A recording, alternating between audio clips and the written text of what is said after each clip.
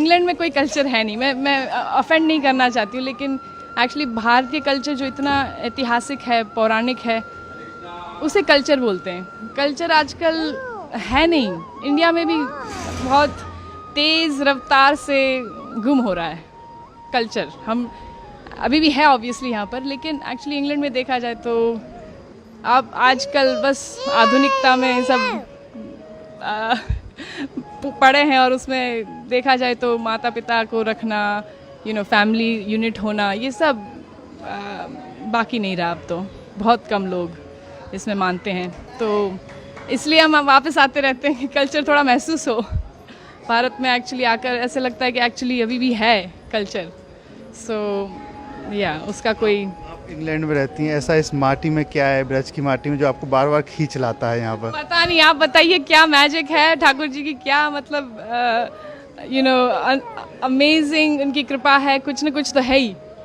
लेकिन यहाँ पर जैसे हम अलाइव हैं, जान है, बाहर जाकर ये ब्रिज को छोड़कर ही तुरंत जो क्या कहते हैं, इतना हैवीनेस फील होता है। कलयुग का प्रभाव बोल सकते हैं, आधुनिकता का प्रभाव, जो नास्तिकता का प्रभाव है, वो इतना। लॉलीपॉप लेटर उसका प्रभाव बहुत हैवी है। तो इसलिए ब्रज की माटी में ये जो आस्तिकता है, जो हम तपस्या कह सकते हैं, ये उसी के लिए आते हैं कि हमें ठाकुर जी के दर्शन हो और यही संस्कार और सनातन धर्म का महसूस हो, क्योंकि बाहर तो है नहीं।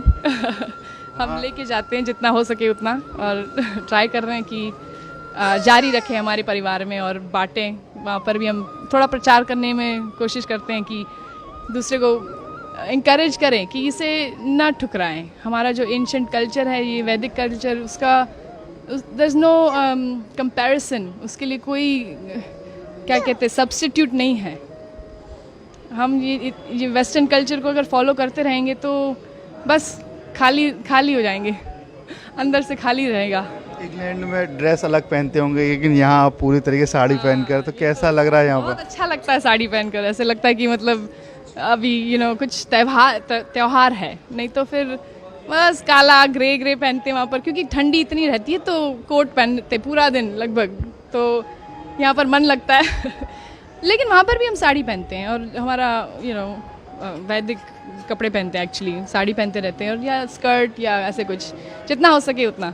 माथे पे आपने जो चंदन लगा रखा है, वहाँ भी लगाती हैं?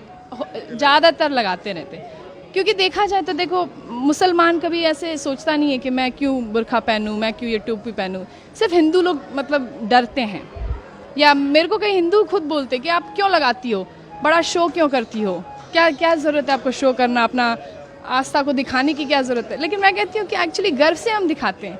अगर कोई पुलिस ऑफिसर हो या कोई आर्मी वाला हो तो गर्व से अपने सारे मेडल्स दिखाता है, क्यों, कि मैं आर्मी वाला हूँ। तो हम भगवान के हैं, ये उनका चिन्ह है, उनका मतलब हमने जो समर्पण किया है उनको, ये एक थोड़ा बस हम क्यों ना दिखाएं, गर्व से दिखाएंगे कि हम ठाकुर जी के हैं। उससे मतलब प्रोटेक्शन मिलता है ऑनेस्टली, मतलब ऐसे सिर्फ दिखावे के लिए नहीं है कि लगाया हुआ है, कि भगवान हमारे साथ है, वो तो है ही हमेशा। लेकिन थोड़ा जैसे हम सिंदूर लगाते हैं अपने पति के लिए, तो भगवान के लिए क्यों ना लगाए, और वो उससे इंटीमेसी लगती है भगवान के साथ, तो उस प्रोटेक्शन भी बहुत महसूस होता है कि नेगेटिवता मतलब जो नेगेटिव है वो एनर्जी थोड़ा दूर रहे। तो क्या करती हैं आप इंग्लैंड में, क्या काम करते हैं? मैं एक्चुअली पार्ट टाइम, मेरे चार बच्चे हैं, आज 2 है, 2 घर पे अभी, और तो पार्ट टाइम मैं संस्कृत पढ़ाती हूँ उन्हीं के स्कूल में।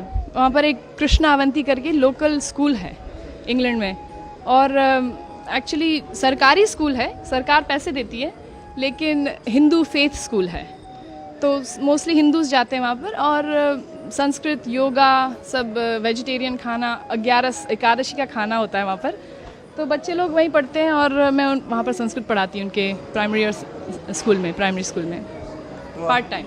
गीता भागवत भी आप पढ़ती होंगी? बिल्कुल बिल्कुल, जितना हो सके उतना। गीता पढ़ते हैं, Bhagavad Gita, Bhagavad Gita, you go to Bhagavad Gita classes every day?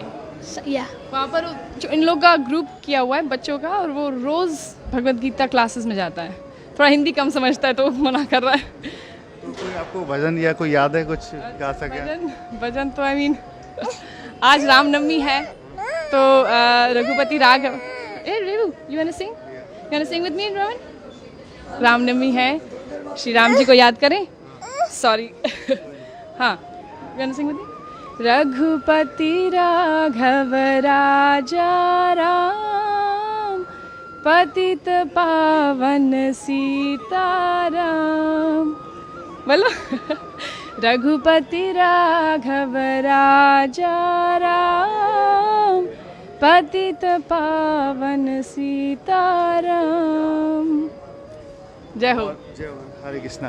देखिए बात करें इंग्लैंड की, वहाँ बड़ी बड़ी बिल्डिंग है, यहाँ पर सिर्फ धार्मिकता है, तो कुछ अलग लगता है? तो बड़ी बड़ी इमारतें हैं विदेश में, लेकिन उसका क्या फ़ायदा अगर दिल छोटा हो, मन में शांति ना हो, अंदर सुख ना हो, हृदय में मतलब प्रेम ना हो।